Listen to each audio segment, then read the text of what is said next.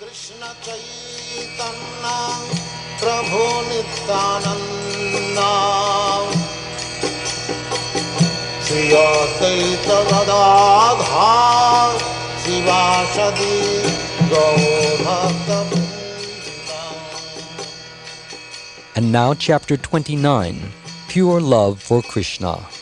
Shri Krishna Chaitanya Prabhu Nityananda Shri Advaita Gadadhar Sivasadi Gaur Bhakta.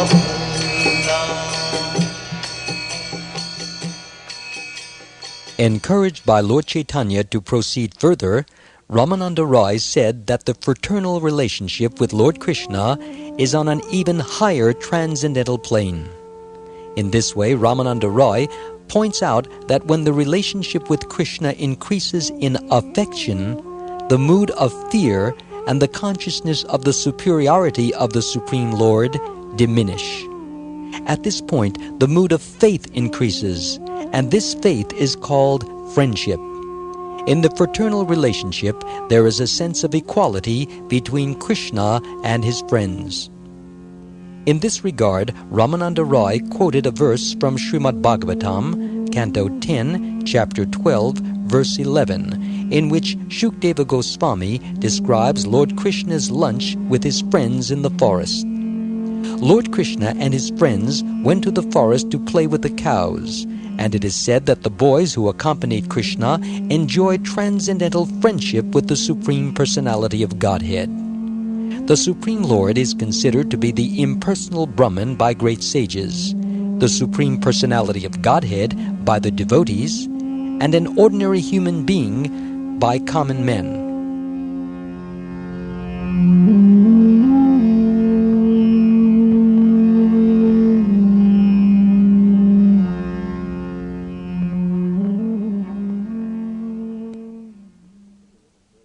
Lord Chaitanya appreciated this statement very much, yet he said, "You can go even further." Being so requested, Ramananda Rai then stated that the fraternal relationship with Krishna is a still higher transcendental position. When the affection of the fraternal relationship increases, it develops into the paternal relationship that is found between father and son.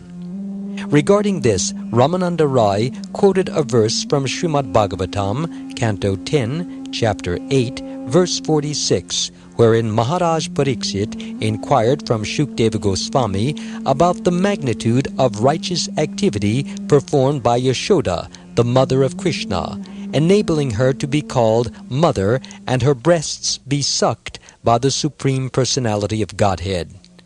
He also quoted another verse from Srimad Bhagavatam, Canto 10, Chapter 9, Verse 20, in which it is stated that Yashoda received such incomparable mercy from the Supreme Personality of Godhead that it cannot even be compared to the mercy received by Brahma, the first created living being, or by Lord Shiva, or even by the goddess of fortune, Lakshmi, who is always situated on the chest of Lord Vishnu.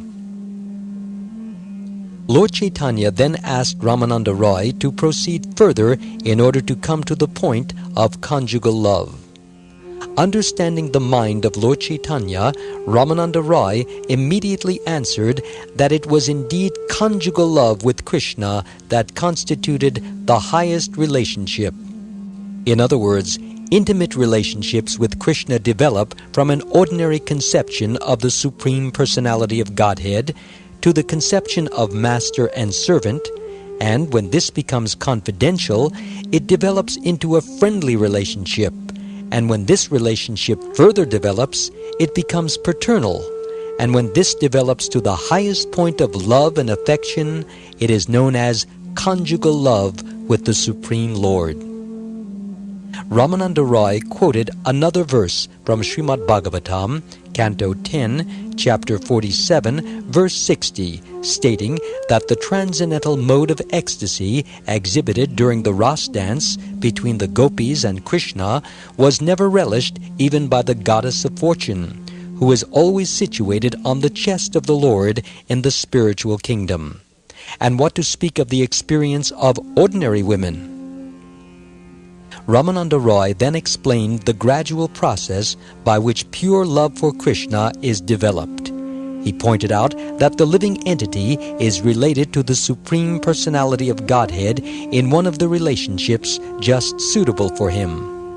Actually, relationships with the Supreme Lord begin with the master and servant relationship and further develop into friendship, paternal love, and conjugal love. One who attains his particular relationship with the Supreme Personality of Godhead should be known to be in the best relationship for him.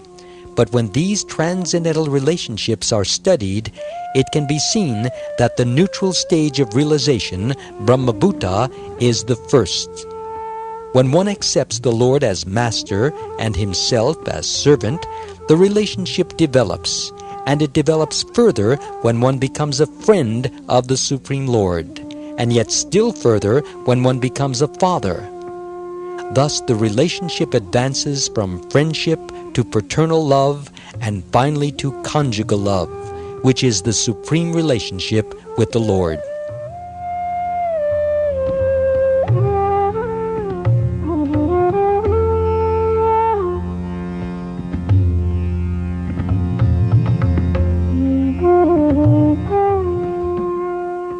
Self-realization in the relation as servitor is certainly transcendental, and when a sense of fraternity is added, the relationship develops. As affection increases, this relationship develops into paternity and conjugal love.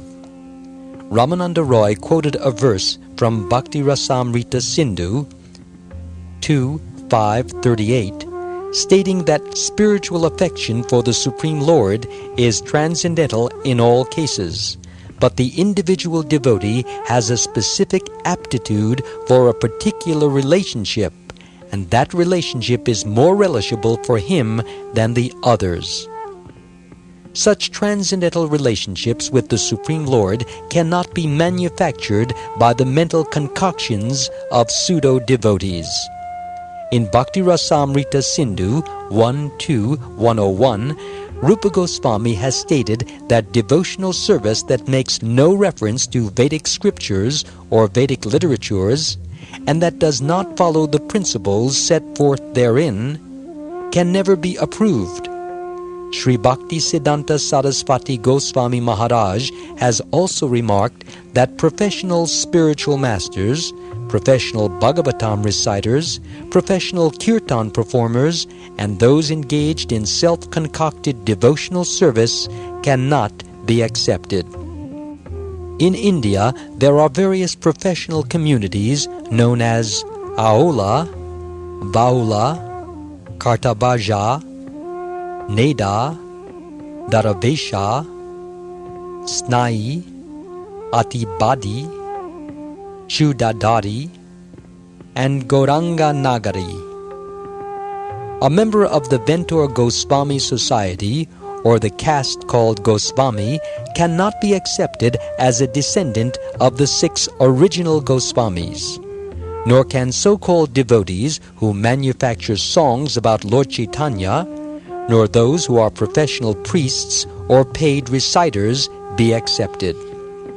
One who does not follow the principles of Pancharatra, or one who is an impersonalist or addicted to sex life, cannot be compared with those who have dedicated their lives to the service of Krishna. A pure devotee who is always engaged in Krishna consciousness can sacrifice everything for the service of the Lord. One who has dedicated his life to the service of Lord Chaitanya, Krishna, and the spiritual master, or a person who is following the principles of householder life, as well as one following the principles of the renounced life in the order of Chaitanya Mahaprabhu, is a devotee and cannot be compared to professional men.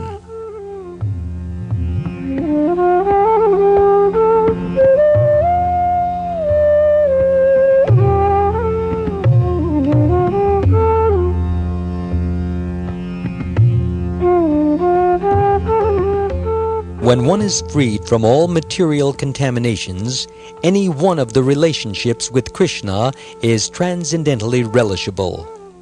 Unfortunately, those who are inexperienced in the transcendental science cannot appreciate the different relationships with the Supreme Lord.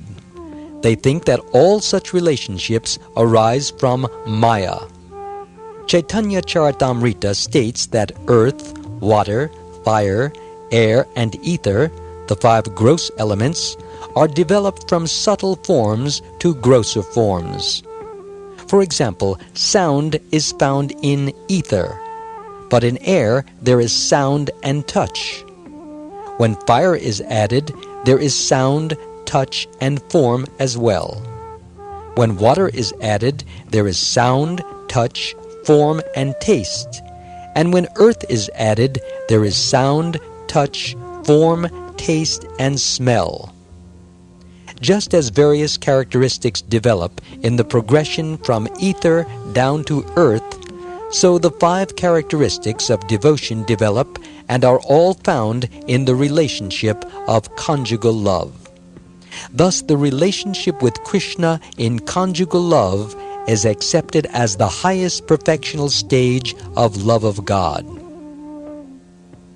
As stated in Srimad Bhagavatam, Canto 10, Chapter 82, Verse 44, quote, "Devotional service to the Supreme Personality of Godhead is the life of every living entity," unquote. Indeed, the Lord informed the damsels of Braja that their love for Him was the only cause of their achieving His association. It is said that Lord Krishna, in relation with His devotees, accepts all kinds of devotional service according to the aptitude of the devotee. In this way, Krishna reciprocates to a devotee's needs. If one wants a relationship with Krishna as master and servant, Krishna plays the part of the perfect master. For one who wants Krishna as a son in the parental relationship, Krishna plays the part of a perfect son. Similarly, if a devotee wants to worship Krishna in conjugal love, Krishna plays the part of a husband or paramour perfectly. However, Krishna himself has admitted that his loving relationship with the damsels of Braja in conjugal love is the highest perfectional stage. In Srimad Bhagavatam, Canto 10, Chapter 32, Verse 22, Krishna told the gopis, "Naparaye ham niravadya samyujam svasadu krityam dibuda yushapi va ya mabhajan durjaya geha srinkala samrishya tadva pratiyatu sadhuna," which means, quote, "Your relationship with me is completely transcendental, and it is not possible for me to offer anything in exchange for your love, even after many births. You have been able to give up all attachment for material enjoyment, and you have searched after me. Since I am unable to repay your love, you have to be pleased with your own activities," unquote.